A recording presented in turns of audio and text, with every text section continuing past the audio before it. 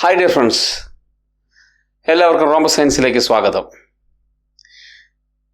ഇന്ന് നമ്മൾ സംസാരിക്കാൻ പോകുന്നത് നമ്മളെല്ലാവരും ദിവസേന കാണുന്ന പക്ഷേ വളരെ കുറച്ച് പേർ മാത്രം ശരിക്കും മനസ്സിലാക്കിയിട്ടുള്ള ഒരു സിസ്റ്റത്തെക്കുറിച്ചാണ്.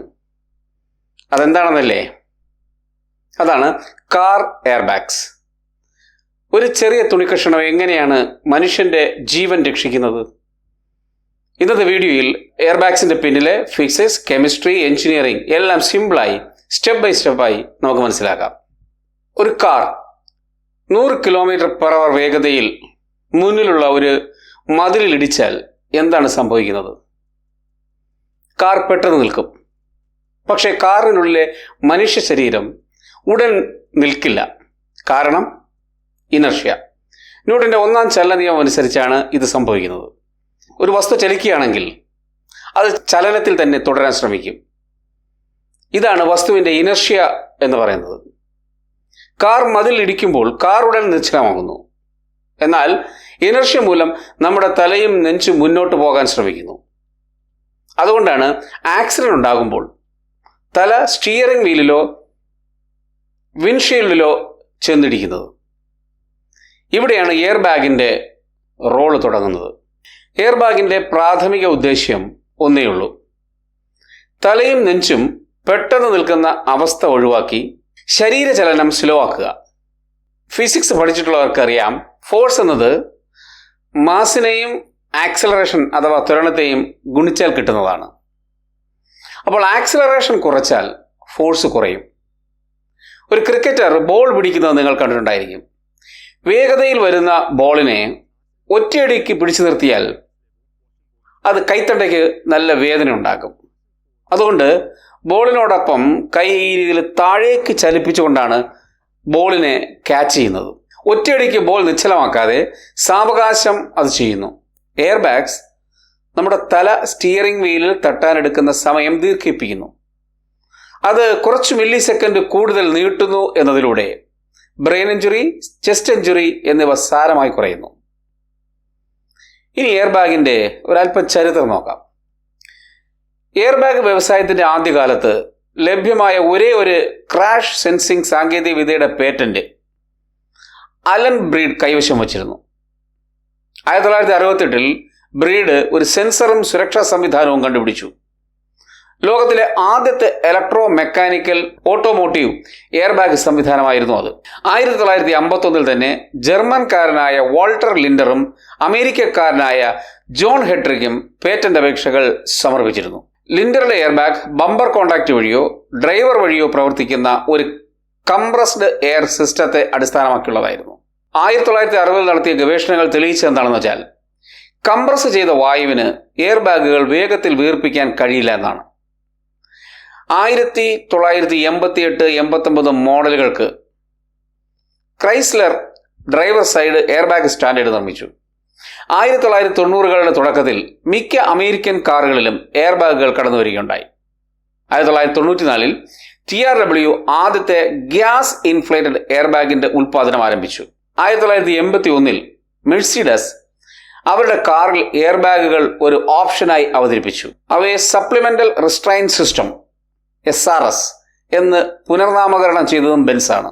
സീറ്റ് ബെൽറ്റുകൾക്ക് ഒപ്പം പ്രവർത്തിക്കാൻ ഉദ്ദേശിച്ചുള്ളതാണ്, പകരം അവ ഒറ്റയ്ക്കായി സ്ഥാപിക്കാൻ ഉദ്ദേശിച്ചുള്ളതല്ല എന്നാണ് അതിനർത്ഥം. അതായത് സപ്ലിമെന്ററി മാത്രമാണ്. പ്രൈമറി എന്ന് പറയുന്നത് സീറ്റ് ബെൽറ്റാണ്. ഇനി നമുക്ക് എയർ ബാഗ് സിസ്റ്റത്തിന്റെ സാങ്കേതിക വിദ്യയിലേക്ക് കിടക്കാം. ഒരു എയർ ബാഗിന് 4 പ്രധാന ഭാഗങ്ങളാണുള്ളത്. അതിലാദ്യത്തേത് എയർ ബാഗ് സെൻസേഴ്സ് ആണ്. സാധാരണയായി ഒരു കാറിൽ കുറഞ്ഞത് 2 എയർ ബാഗ് സെൻസറെങ്കിലും ഉണ്ടായിരിക്കും. എന്നാൽ കാറിലെ സുരക്ഷാ സംവിധാനങ്ങളുടെ എണ്ണത്തിനനുസരിച്ച്, അതായത് എയർ ബാഗുകളുടെ എണ്ണത്തിനനുസരിച്ച് ഇതിൽ മാറ്റങ്ങൾ വരാം. ഒരു അടിസ്ഥാന എയർ ബാഗ് സംവിധാനത്തിൽ പ്രധാനമായും താഴെ പറയുന്ന സെൻസറുകളാണ് കാണപ്പെടുന്നത്. ഒന്ന്, ഇമ്പാക്റ്റ് സെൻസറുകൾ. മുന്നിൽ നിന്നുള്ള ഇടി, അതായത് ഫ്രോണ്ടൽ കൊളിഷൻ, അത് തിരിച്ചറിയാനായി കാറിൻ്റെ മുൻഭാഗത്ത് സാധാരണയായി ബമ്പറിന് പിന്നിലോ റേഡിയേറ്ററിന് അടുത്തോ കുറഞ്ഞത് 2 സെൻസറുകൾ എങ്കിലും സ്ഥാപിക്കാറുണ്ട്. ഓഫ്സെറ്റ് കൊളിഷനുകൾ, അതായത് ഒരു വശത്തേക്ക് ചരിഞ്ഞുള്ള ഇടി കൃത്യമായി തിരിച്ചറിയാനാണ് ഒന്നിലധികം സെൻസറുകൾ നൽകുന്നത്. മറ്റൊന്നുള്ളത് ആക്സിലറോമീറ്ററാണ്. ഇതും ഒരു സെൻസർ തന്നെയാണ്. കാറിൻ്റെ വേഗതയിൽ പെട്ടെന്നുണ്ടാകുന്ന കുറവ്, അതായത് ഡിസലറേഷൻ, അത് അളക്കുന്നതിനായി എയർ ബാഗ് കൺട്രോൾ യൂണിറ്റിനുള്ളിൽ ACUവിൽ തന്നെ ഒരു സെൻസർ ഉണ്ടാകും. ഇത് ഡാഷ്ബോർഡിന് താഴെയോ സെൻട്രൽ കൺസോളിന് അടുത്തായോ ആണ് കാണപ്പെടുന്നത്.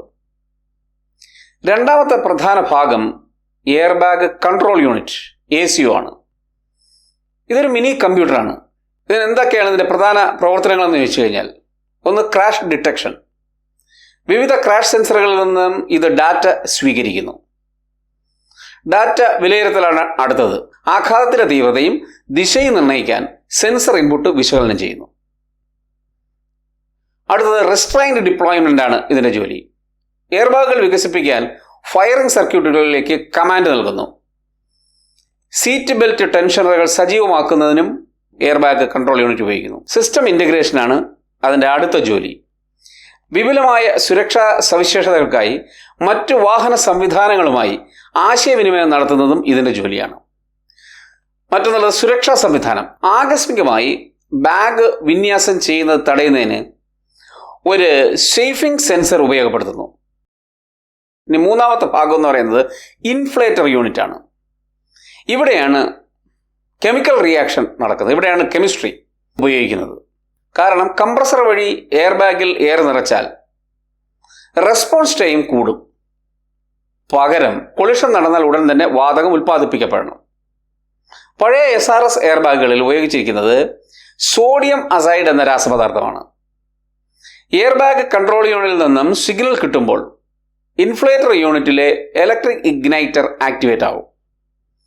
ഈ ചൂടിൽ സോഡിയം എസൈഡ് വിഘടിച്ച്, അതായത് കെമിക്കൽ എക്സ്പ്ലോഷൻ വഴി നൈട്രജൻ ഗ്യാസ് ഉൽപ്പാദിപ്പിക്കപ്പെടുന്നു. ഈ നൈട്രജൻ ഗ്യാസ് എയർ ബാഗിലേക്ക് എരച്ചു കയറുകയും അത് ഇൻഫ്ലേറ്റ് ആയി വരികയും ചെയ്യും.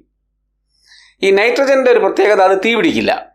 അതുകൊണ്ട് ഫയർ റിസ്ക് വളരെ കുറവായിരിക്കും. ഈ പറഞ്ഞ കാര്യങ്ങൾ, അതായത് സിഗ്നൽ കിട്ടുന്നു, ചൂടാകുന്നു, നൈട്രജൻ പ്രൊഡ്യൂസ് ചെയ്യുന്നു, ഇൻഫ്ലേറ്റ് ചെയ്യുന്നു, ഇത്രയും കാര്യങ്ങൾ 30-40 മില്ലി സെക്കൻഡിനുള്ളിൽ നടക്കും.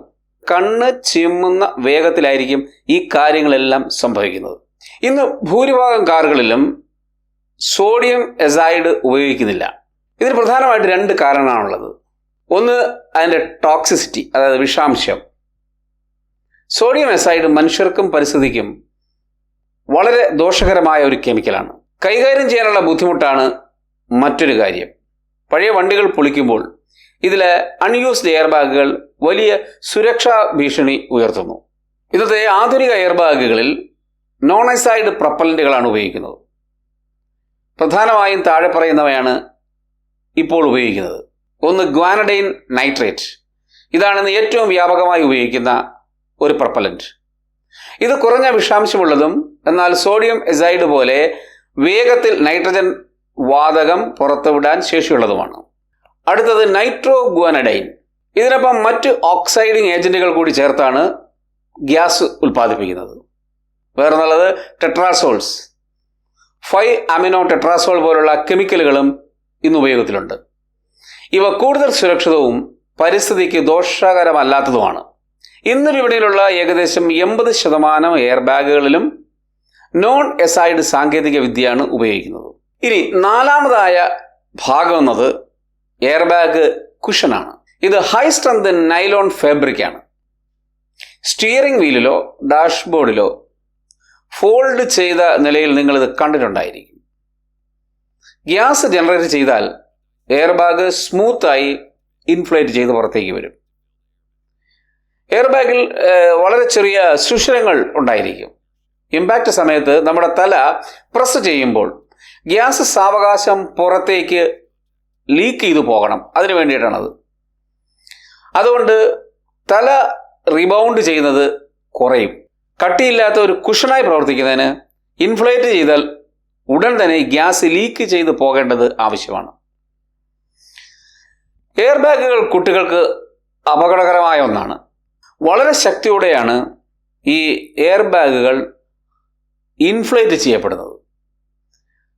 ഇത് തല, കഴുത്ത്, മുഖം എന്നിവിടങ്ങളിൽ പരിക്കുകൾ, ആന്തരിക ക്ഷതം ഇവ ഉണ്ടാക്കുവാൻ സാധ്യതയുണ്ട്. അതുകൊണ്ട് കുട്ടികളെ ഇത് ഗുരുതരമായി പരിക്കേൽപ്പിക്കുന്നു. 13 വയസ്സിന് താഴെയുള്ള കുട്ടികൾക്ക് പിൻസീറ്റിലാണ് ഏറ്റവും സുരക്ഷിതമായ സ്ഥലം എന്ന് നിങ്ങൾ ഓർക്കുക. അവസാനം എനിക്ക് പറയാനുള്ളത്, എയർ ബാഗ് ഒരു മാജിക് ഡിവൈസ് അല്ല. ഇത് ഫിസിക്സ്, കെമിസ്ട്രി, എഞ്ചിനീയറിംഗ് ഇവയെല്ലാം ചേർന്ന ഒരു സേഫ്റ്റി സിസ്റ്റമാണ്. ഒരു ചെറിയ ക്ലോത്ത് ബാഗ് ഒരു മനുഷ്യൻ്റെ ജീവൻ എങ്ങനെ രക്ഷിക്കുന്നു എന്നത് ഒരു മിറാക്കിൾ അല്ല, മറിച്ച് സയൻസ് ആണ്. അത് നിങ്ങൾക്ക് മനസ്സിലായെന്ന് ഞാൻ വിശ്വസിക്കുന്നു.